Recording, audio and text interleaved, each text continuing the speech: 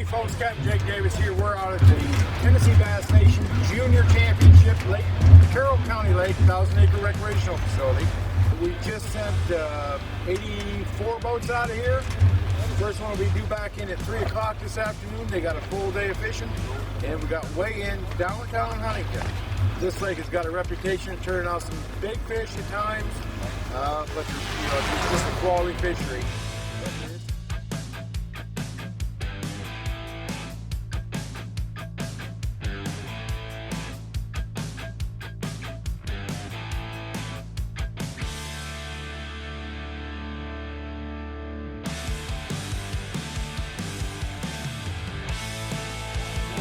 From Dixon County, Carson, Ryan, and Andrew Carey, they've got 5, but they have lost 1.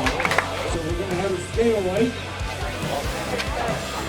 Oh, man. Only for the lead. Holy smokes. 12, 8, 17, 12, 17. On a scale weight. The official weight, ladies and gentlemen, is 1192. There's a good bag of fish right there. All right, guys, get him up there to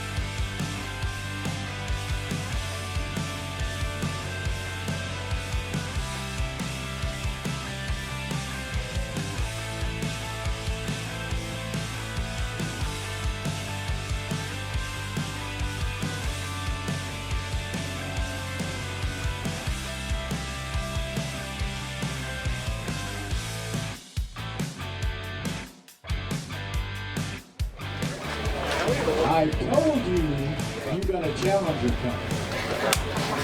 No, stay right there. No. Yeah, wait. Stay right there. Boat number 12 from Mount Juliet. Preston Lamb and Preston Maddox. They've got 5, and watch this.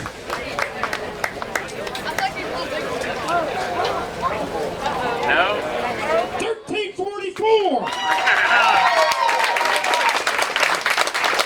We need a big fish, please. You've been relieved, Mr. Terry.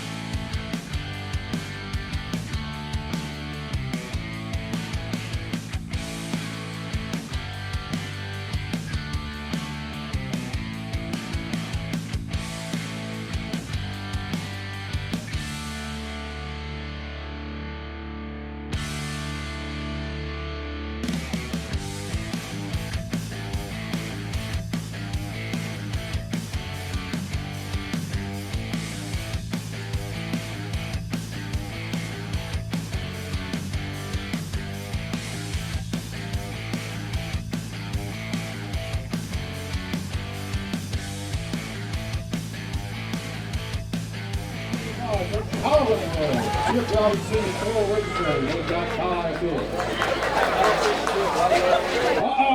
Oh, we missed it. We missed this, Lanham. We missed it. How did they sneak past me? Oh, God. Didn't quite get it. It's 11:52. Oh, that's a good sack, Lanham. We're getting closer.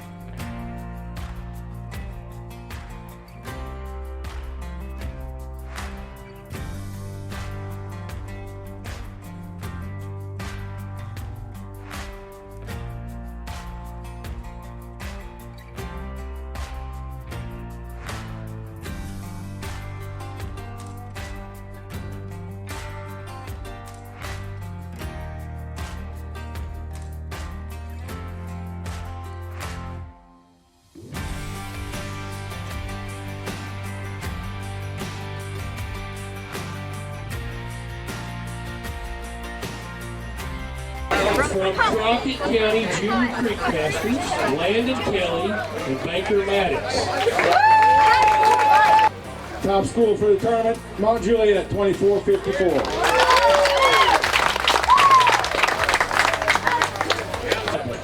How you decide the team award is the top 3 finishing boats for each team.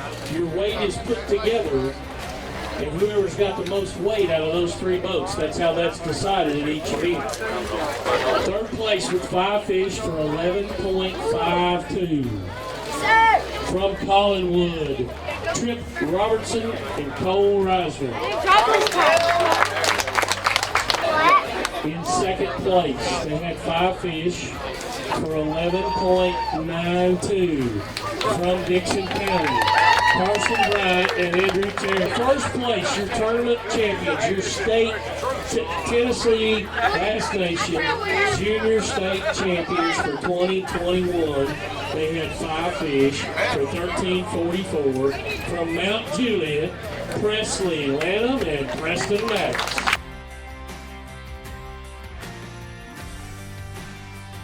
The school of the year with 1,204 points. Mount Juliet Junior Bass Team. All right, guys, I'm standing here with Jake Davis, and we're looking at the system that you guys use now to keep these fish safe. I mean, it's all about fish care. We talk a lot about fish care. You know, from the minute you get the fish in the boat to the minute you get it back in that lake. Yep. Care, you know, This is one of our, steps in Bass Master, and it's coming down to the states at Tennessee Bass Nation and Louisiana and Alabama. All of us are, we're getting so big in our tournaments, our weigh-ins go long. We have to start taking care of our fish. right. And anytime you get a 100-boat tournament, and we're the first week in June, or second week in June now, we're down here in Dayton. You can tell it's a little warm It's here. warm, and some of us are sweating a little more than others. Yeah. But the fish get affected by this thing. They do. The guys that are out there on the lake, the kids, the guys, gals, they're catching fish early in the morning. They're going through a ledge bite. Those fish are in those tanks. They've got good live wells in their boats. I mean, you got boats out here. You got G3s, you got Phoenixes, you got them all. Yeah. And the boat manufacturers have stepped up the game. T&H Marine got the oxygenators in there. So what we've done with Tennessee Bass Nation High School and in the Central region, and I'm going to set the same system up at each of our regions from here on out. Right, so now you can check oxygen level. I can check oxygen temperature. We've got the YS system here, which is basically just a monitor. We put it in the water. It's an optical monitor. We'll put it in the water. First thing we do is we check the lake temperature, and then we bring our tanks to about 3 or 4 degrees below that lake temperature so we hold more oxygen. Okay. So Richard, if you want to look at this screen here real fast. There it goes. We've got our everything is read in Celsius, and then we got our dissolved oxygen. And I put that optical meter in there, and you notice it starts going down right away. And now we got 28, we're almost 80, about 79 degrees in that water. If I do some fast math in my head, and I'm not that fast, but we got 7.17 dissolved oxygen. Now, we'll come back to this tank in a second, but watch it. I've got my air stone down in here, which is an industrial air stone. It's a full 18 inches long, laying in the bottom of each of these tanks.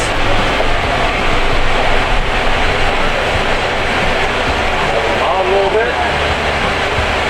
There we go. And you can actually see the oxygen starting to come up in there. And as it goes, we've got our diffuser meters here. We've got about a liter going in there to give it an initial shot to bring it up to where it should be. And if you step down here on this one, and we watch that, eventually we'll get up to about 850 to 9 on the dissolved oxygen in that water. Which, if you look at the lake out here, when we checked yesterday inside this cove and we checked a couple of live wells, we were down in the lake right out here. We were next to the dock at 696. Okay. And I think that was because of the heat coming off the dock. Yeah. Our live wells are even lower. Yeah. So what's happening is we're going to bring those fish up here. They're getting an extra added shot of the oxygen. Yeah. But each tank has oxygen in it. We limit the number of bags that we have coming in. And we've got the mesh bags, so they have to use ours. And we'll bring them in with mesh bags, and fishes stay in these tanks. They'll go from tank to tank. Usually, I've got it timed out yesterday where we had fish in this oxygen-rich water for about 6 minutes. Yeah. 6 to 7 minutes from the time they hit down there and going through here. That gives them 6 to 7 minutes of getting oxygen back in the system. It is excellent. They go tank to tank, they get that oxygen. So it's almost kind of like you hear about fizzing fish. Is it kind of the same concept that you're doing the oxygen in the water? Well, the oxygen in the water, what happens is it brings that stress level down. We're actually putting G-juice in here with ice. So when we cool this down, they'll have the G-juice in there, the ice, now the oxygen. It just helps settle that fish down. They're going to be a little more lively. We noticed yesterday when they hit that scale up there, they're a little more lively than they are in the past. You would all like to have 100% release weight, or release rate, but these fish get hooked. There's fish that get hooked deep. They get a hook in the gill. You're going to lose those fish. Yeah. And one thing we did do, we've got a guy, Jamie Taylor, in the local area. He knows some folks that need a helping hand. So hunters for the hungry. We call it fishermen for the hungry. Yeah. If we keep them on ice and make sure those send them on there. Yeah, nothing wrong with that. But that's something especially on Chickamauga, it's such a hot topic now. On our lakes that the TWR has worked so hard, and local clubs like the CBA to get this lake to where we want it. Yeah. And where anglers can enjoy it, and we're trying to protect it. What we did, and before we did our briefing before this tournament, and this whole past week I've been preaching at them, clean your live wells. And clean them with peroxide.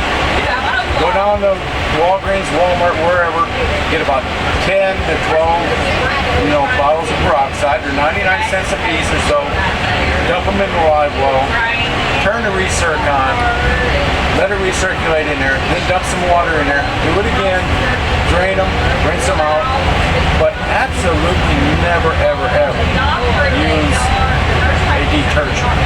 A lot of guys think, well, palm olive, they use palm olive to remove oil from birds and stuff up in Alaska. We all see it doesn't work the same in your live wells. It will kill them in a heartbeat. But in the summertime, weekly, you're talking $12, $15. Yeah, and that takes just a few minutes. Not take a few minutes. It doesn't. You can dump it in there and leave it in there, and then rinse it out. Yeah. Okay. It'll help your pumps. It'll help your live well system. The other thing I recommend, T&H Marine. They're not a sponsor of mine or of the trails, but teenage marine has that oxygenator. Yeah. I think you're going to see more of that. You know, you need that oxygenator in there. V2 makes the vent that goes, it's a vent that goes in the top of the live well mount. That will let air in there. Summertime. The top of that deck of that boat is all closed up. It's sealed tight because we don't want water to get in there. It's an oven in there. It's an oven. Exactly. Okay. Yeah, it's exactly. You got to have that vent in there, or you know, a lot of guys. You know, I put them on my boat. I haven't put them yet, but I got them for my boat. The back hatch where my batteries are. Yeah. I'm going to take a couple of those vents and put them in that hatch. Yeah. Because your live wells are back there. Yeah. And if you got any kind of airflow that can seep into that live well from that back hatch, what do you smell when you open that back hatch? Fumes, gas, oil. It seeps in there, and that will kill your fish. Yeah, absolutely. Anything that's not fresh lake water. Yeah, it's going to kill. That's one good way of looking at it. If it's not natural or something, yeah, it's going to kill. You know, I've seen guys, and I've done it in the past. I'll take a white towel, dip it in the lake, get it wet, lay it over top of the live well beds. That's another good way to keep them cool. Yeah. I am not a big fan. Most of us fish shallow. There's a few people that fish deep. If the water temperature you're sitting in, you're catching those fish from in 5, 6, 7, even 8 foot of water, is 85 degrees. If you keep your live well at 84 to 85, maybe 83 to 85 or 86, your fish are going to be fine. You know, every tournament we see guys, and I've had them here today that did it on this tournament, they'll get a half a dozen bags of ice. Yeah. They're in the live well. Then they pump water in there, and they put some G-juice in there. And they catch that fish first thing in the morning up in 3 or 4 foot on top water. Yeah. Throw them in the live well. What you're not realizing you're doing is you just killed that fish. That's right. Because I'll give you an example. Let me fill this full, the tap full, and we'll put them in, or put you in here, and watch how fast you go in hypothermia. Yeah. That's right. Because that fish is used to that 85 degree water, and you just put them in 65. That's right. Now you're going to bang him around the boat and let him come back up to 85. Yeah. And he's not. You're not going to make it. Yep. That's right. So you got to think about your day of fishing. I like better to, you know, keep my ice in my cooler, or take one of the back storage hatches that has a drain in it, put some extra ice in there, and then add ice to the water as you need it. Yeah. Yeah. A little at a time. It'll save you a lot. Awesome. Well, thank you for talking with us about this. We appreciate it very much. Guys, I hope this helps y'all. Again, just fish care, take care of them. You'll have more fish to catch the next time you get out on the water.